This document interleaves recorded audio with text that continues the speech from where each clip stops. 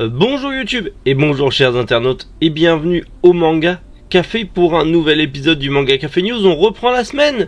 Bon lundi, même si t'aimes pas le lundi, c'est pas grave parce que tu vas voir que aujourd'hui, lundi matin, ta journée va être sublime car on a un programme ultra croustifondant. Oui. Et on commence aujourd'hui avec les tout petits prix des éditions Kana, le manga Elden Ring qui arrive bientôt en France. Le yaoi sous le linceul de la mariée qui arrive chez Taifu, le nouveau manga de Mingo Ito, la fin du manga Ariane, l'Empire Céleste, le roman de Sasuke qui va sortir en manga. Vous l'avez vu sur la miniature, l'animé, l'adaptation animée de A Journey Beyond Even en exclusivité sur Disney+. On va parler du planning animation de ADN. Et pour finir, on va reparler de la nouvelle adaptation live de City Hunter avec cette fois-ci l'actrice qui prendra le rôle de Kaori. Allez, Manga Café News, eh bien c'est maintenant.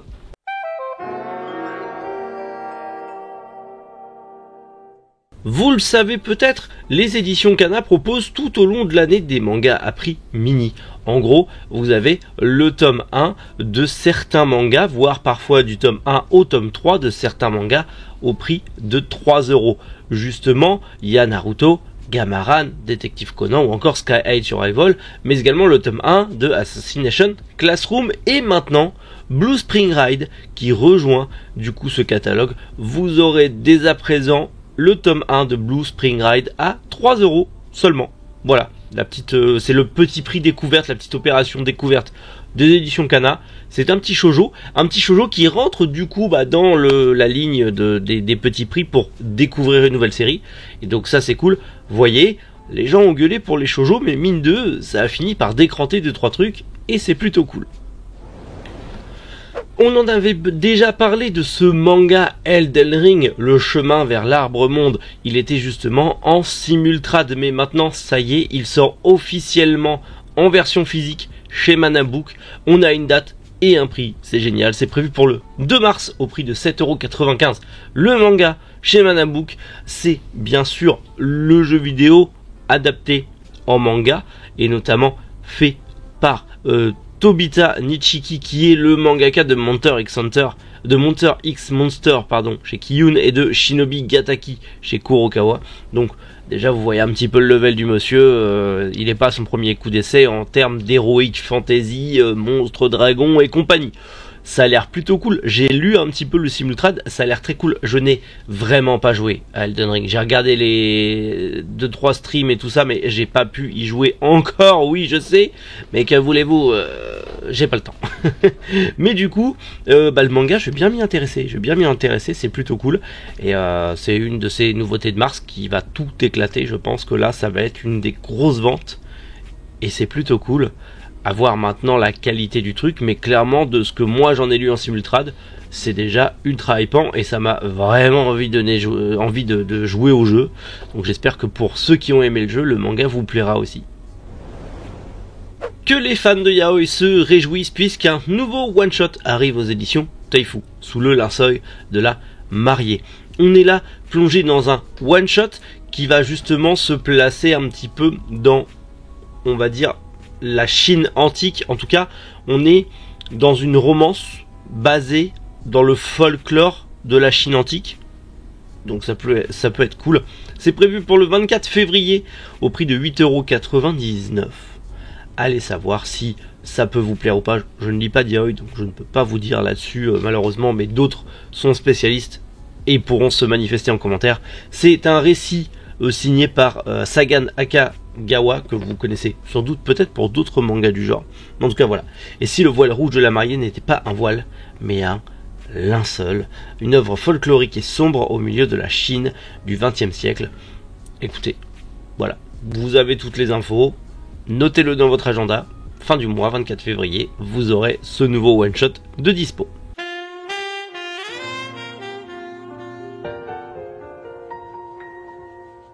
Le nouveau manga de Mingo Ito, vous la connaissez sûrement Mingo Ito pour Yuzu, la petite vétérinaire chez Nobinobi, une petite série plutôt cool d'ailleurs pour les enfants que je vous encourage à faire découvrir aux enfants. C'est un petit manga plutôt mignon et les enfants aiment bien, c'est plutôt cool. En plus c'est 7 tomes, c'est pas très gros, mais là on va parler d'un autre manga, de son nouveau manga qui est en prépublication dans le Neka Yoshi de la Kodansha. Il s'agit de Okane no Compass, littéralement la boussole de l'argent.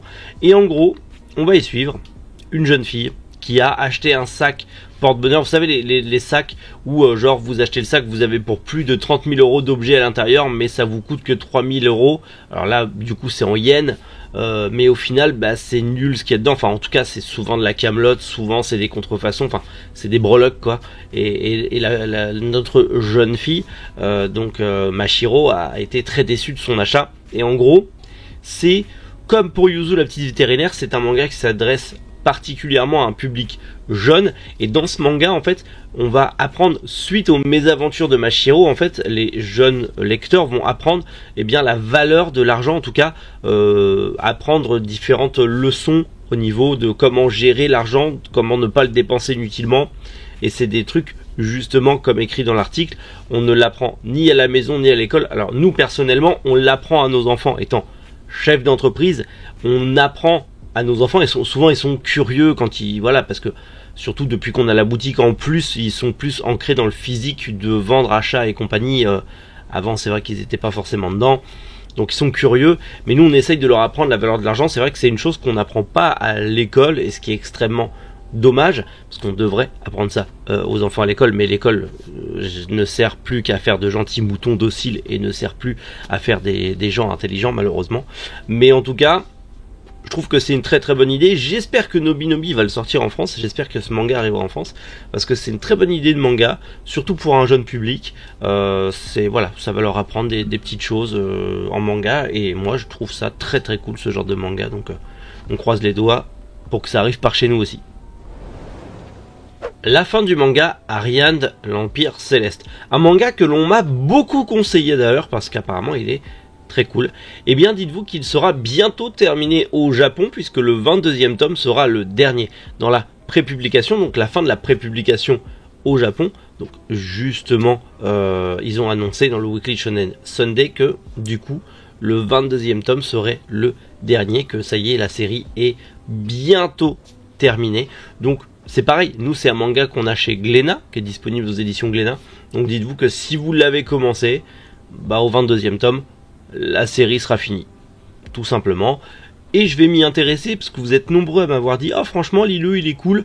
Donc ouais, je vais voir. Ça a l'air cool, cette histoire d'Empire Céleste, de jeunes filles qui s'envolent dans les cieux, de ce héros un peu en mode ultra shonénique, qui maîtrise les photons et tout ça. Ça a l'air cool, je vais m'y intéresser. Alors vous le savez peut-être, mais le roman de Sasuke, qui est d'ailleurs disponible en France chez Kana, a été adapté au Japon en manga. Sasuke's Stories, ça a été adapté en manga. Et du coup, le tome 2 sera le dernier. Ça y est, déjà le roman de Sasuke compte que 2 tomes, si je ne dis pas de bêtises.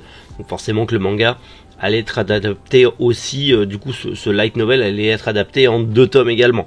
Donc c'est plutôt cool. Ça se termine du coup sur le Shonen Jump Plus de la Shueisha. Pour l'instant, aucune date du côté de Kana si du coup ce roman va être adapté, enfin en tout cas ce manga va être aussi adapté en France, puisque je sais que certains ont lu les romans et d'autres attendent d'avoir du coup l'adaptation, parce que souvent les light novels qui sont tirés de manga finissent toujours inlassablement par être réadaptés du coup en manga. Donc affaire à suivre, on verra bien. Et bien sûr comme d'hab, si on a l'info, je vous en parlerai avec grand plaisir.